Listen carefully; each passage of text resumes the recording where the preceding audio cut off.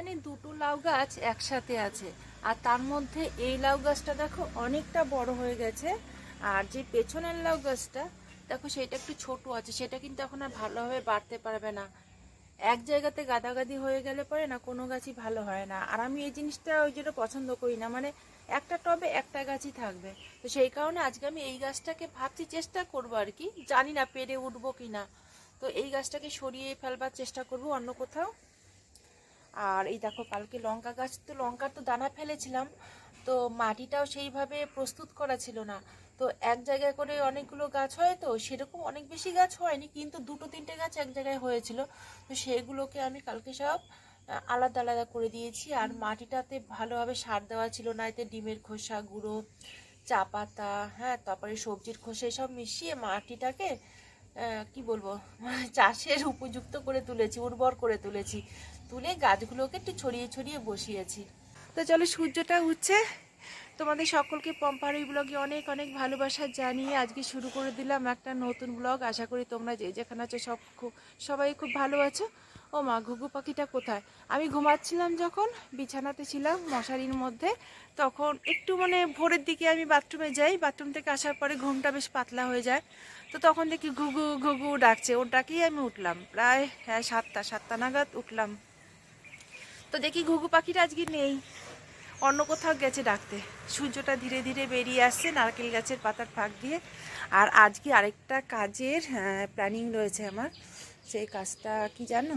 এই যে আমি তো এই বাড়িতে যখন প্রথম আসলাম, আমি তো জানতামই না এই যে এইখানে দিদি আবার একটা ডালিম গাছ লাগিয়ে রেখেছে।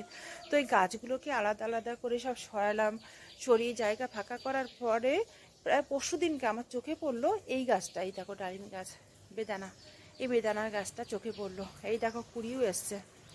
তো এরকম কুড়ি দিদিকে জিজ্ঞাসা করলাম এর আগে কি ফলন হয়েছিল, বলে না ফুল ফুটেছিল, ফল হয়নি, ঝরে পড়ে যায়। তো ঝরে কেন পড়ে যায়?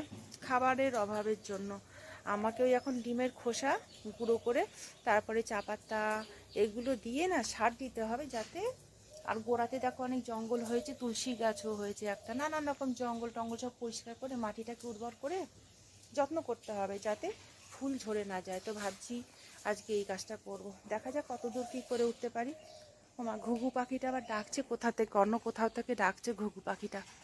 এখানে বসে নেই, অন্য কোথাও বসে আছে মনে হয়, কাছাকাছি আছে। তো চলো সারাদিনের কাজকর্ম এখন শুরু করব। কোথায় একটা ডাকছে, এইখানেই আছে কোথাও। এই দেখো ঘুঘু পাখিটা, ঠিক ধরেছি। কোথায় গেল কোথায় গেল? এই দেখো, এই দেখেছো? এই দেখো নারকেল গাছ, আমি খুব কাছে থেকে কোথা থেকে ডাকছে ঘুঘু পাখিটা। ওই দেখো নারকেল গাছের পাতার উপর বসে ডাকছে ঘুঘু ঘুঘু, আমি তাই ভাবছি ঘুঘু ঘুঘু ঘুঘু ঘুঘু, আয় আয় আয়। ও আমার বন্ধু হয়ে গেছে কয়দিন, এখন আমাকে দেখে ভয় উড়ে না পালায় আবার। ঘুঘু ঘুঘু ঘুঘু, এই দেখো, এই যে। তো চলো সারাদিনের কাজকর্ম শুরু করি, পরে আবার আসছি। দিদি এখন গোপালকে তুলে গোপালের পুজো দিল, দিয়ে মেয়েকে প্রসাদ দিল, আর আমি এখন চা করব। তো যাই হোক, আমি তো ওদের মুখোশ ফাঁস করব তোমাদেরকে বলেছি, আর সেই ছেঁড়ার কাজটা চলছে আমার। তো ছিঁড়ে ছিঁড়ে সব কাটাকে তো শেষ করতে হবে, তাই না? সব এখনো শেষ হয়নি, অনেক অনেক নোংরা গজিয়েছে, অনেক চুল গজিয়েছে ওদের। ছিঁড়ে ছিঁড়ে একটা একটা করে ছিঁড়ে ছিঁড়ে শেষ করছি আর কি। তো যাই হোক, তো আজকে আমি আমার শ্বশুরমশাইয়ের পর্দা ফাঁস করব। তো কি পর্দা সেটা? উনি তো খুব ভদ্রলোক, সে যে বাইরে ঘুরে বেড়ান। আর দীপক রঞ্জন অধিকারী বাবু, কত মানুষে ওনাকে সম্মান করেন, ভাবেন কি না কি। আবার অনেকে আবার জানেনও, অনেকে জানেন, যারা জানেন ওই ঝগড়া করে এত চেঁচামেচি করে, ওনার সাথে কেউ মুখ নাড়েন না আর কি, নিজেদের সম্মান নষ্ট করেন না।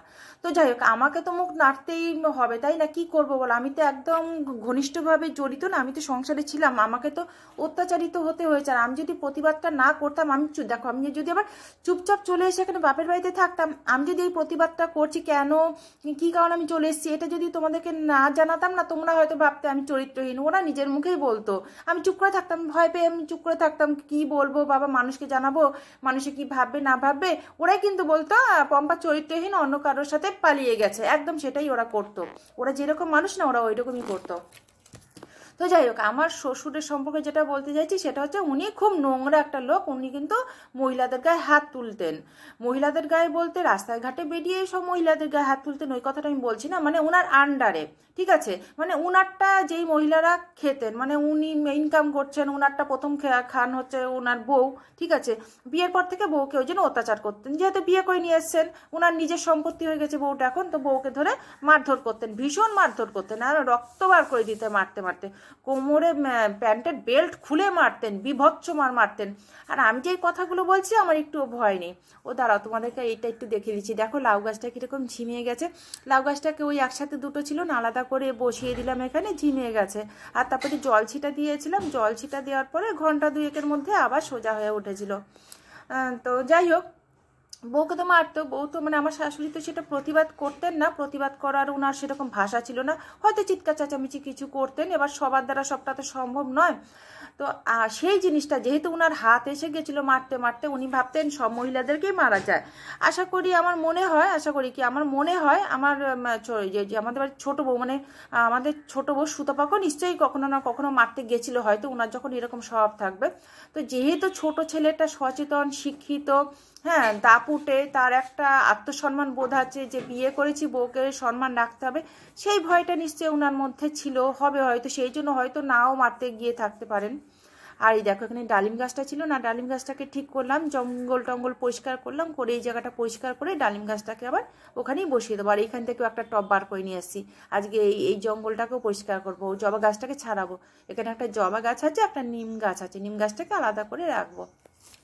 তো যাই হোক, ওই কারণে হয়তো ছোট ছেলে যেহেতু মেজাজি, তার একটা পার্সোনালিটি আছে, সেই জন্য হয়তো ছোট ছেলের বউর গায়ে হাত তুলতে পারিনি। আর বড় ছেলেটা যেহেতু ভেড়া, হ্যাঁ আমি বলছি মিঠুন অধিকারী ভেড়া, তো আমাকে মারতে যেত না, ওর বাবা আমাকে ওর সামনে মারতে যেত, ও হা করে তাকিয়ে তাকিয়ে দেখতো, মনে হয় ভেতর ভেতর খুশিই হতো, কি আর বলবো বলো। তো কথা হচ্ছে উনি কেন আমাকে মারতে গিয়েছিলেন, বা কখন ফার্স্ট টাইম কবে আমাকে মারতে গিয়েছিলেন। আমার বিয়ের পরে, বিয়েটা তো আমাদের রেজিস্ট্রি করে হয়, আর এই বাড়ি থেকে রেজিস্ট্রিটা হয়, আর দুই পক্ষের মধ্যে এরকমই কথা ঠিক হয়, বিয়ের পরে সঙ্গে সঙ্গে আমাকে নিয়ে যায়, ওদের খুব তাড়াহুড়ো ছিল, ঠিক আছে। তো 1 মাস পরে সার্টিফিকেটটা আলিপুর কোর্ট থেকে নিয়ে আসবে, এইভাবেই কিন্তু কথাটা ঠিক হয়। তো 1 মাস যখন পার হয়ে যায় তখন আমি ভাবতে থাকি কেন আনছে না, আমি বলি কি হলো, দেখো কালকে তো টাইম, কালকে চলো যাই। আর বাপের বাড়ির লোককে বলেছি, আমার দিদি সবাই বলেছে যে হ্যাঁ ঠিক আছে, আমরাও রেডি থাকবো, চল আলিপুর কোর্ট থেকে গিয়ে এটা নিয়ে আসি। তো আমার বর তখন বললো আমি কাজে ব্যস্ত আছি, আমি 2 দিন ভীষণ ব্যস্ত, হবে না, এখন পারবো না। আমি ঠিক আছে মেনে নিয়েছি, কিন্তু আমি তর্স হয়েছিলাম, অপেক্ষা করেছিলাম। তারপরে আবারও তার 2 দিন বাদে আবারও বলি, তখনও বলেও ব্যস্ত, তখন না আমার একটু কীরকম লাগে। আমি তখন শ্বশুরের কাছে গিয়ে বলি যে বাবা দেখো তোমার ছেলে খালি বলছে ব্যস্ত, পারছে না, তুমি একটু কিছু করো, তোমার ছেলের সাথে কথা বলো না। আমার শ্বশুর বলছে আমি কি করবো, আমি এর মধ্যে নাই, না আমি এর মধ্যে নাই, আমার হোস্টেলে কাজকর্ম রয়েছে, আমি সমস্ত পারবো না। তো এরকম বলাতে আমার না তখন মনে মনে একটা ভয় কাজ করতে থাকে, যে ছেলেকে বললাম, ছেলে বলছে ব্যস্ত, যেতে চাইছে না, ইগনোর করছে ব্যাপারটাকে। শ্বশুরকে বললাম, শ্বশুরও বলছে তার সময় নেই, সে ব্যস্ত। তাহলে কি ওরা ইন্টেনশনালি এই জিনিসটা করছে? ওরা কি আমাকে সামাজিক স্বীকৃতি দিতে চায় না? আমি যে এই বাড়ির বউ, সেই স্বীকৃতিটা দিতে চায় না। দেখো, এটা তো আমার লিগাল রাইট ছিল না, একটা মেয়ে বিয়ের পরে, এটা কিন্তু বিয়ের ক্ষেত্রে মানে এটা তো তার লিগাল রাইট যে তার শ্বশুরবাড়ি থেকে তাকে সামাজিকভাবে আর আইনতভাবে 2 দিক থেকে মেনে নেবে, তাই না? তো আমার মনের মধ্যে ভয়টা কাজ করতো, এই নিয়েই বারবার বলতাম, এই নিয়ে চেঁচামেচি ঝগড়া হলো। একদিনকে আমার বিয়ের 1 মাসের পরে, 1.5 মাস নাগাদ, তো বলাতে চেঁচামেচি ঝগড়া হয়, তখন আমার শ্বশুর আমার গায়ে হাত তুলতে যায়। আমাকে বলেছিলেন 3 পয়সার মেয়ে, এত ঝগড়া চেঁচামেচি, এত মুখরা, হ্যাঁ 3 পয়সার মেয়ে এনে তোকে একদম সোজা করে দেবো, একদম একেবারে মেনে দেবো, কিন্তু চটথাপ্পড় আমাকে মারতেও আসেন। আবার আমাকে বলেন তোর 2 ঠ্যাং ধরে এখনই ছিটে ফেলবো। আমি ছেড়ে দেইনি, আমিও তখন বলেছিলাম আমাকে মারতে আসলে কিন্তু আমিও তোমায় ছেড়ে দেবো না, গায়ে হাত দিয়ে দেখ তুই তাকারি করে বলেছিলাম, আমিও তোর 2 ঠ্যাং ধরে ছিঁড়ে ফেলবো। তো এই হচ্ছে ব্যাপার, পরে তোমাদের সাথে এই বিষয়ে বিস্তারিত কথা বলবো। তো ভিডিওটা আজকে এখানে শেষ করছি, অনেক বড় হয়ে যাচ্ছে। তোমরা সবাই ভালো থেকো, সুস্থ থেকো, আবার আসছি একটা নতুন ভিডিও নিয়ে, ততক্ষণ পর্যন্ত টাটা।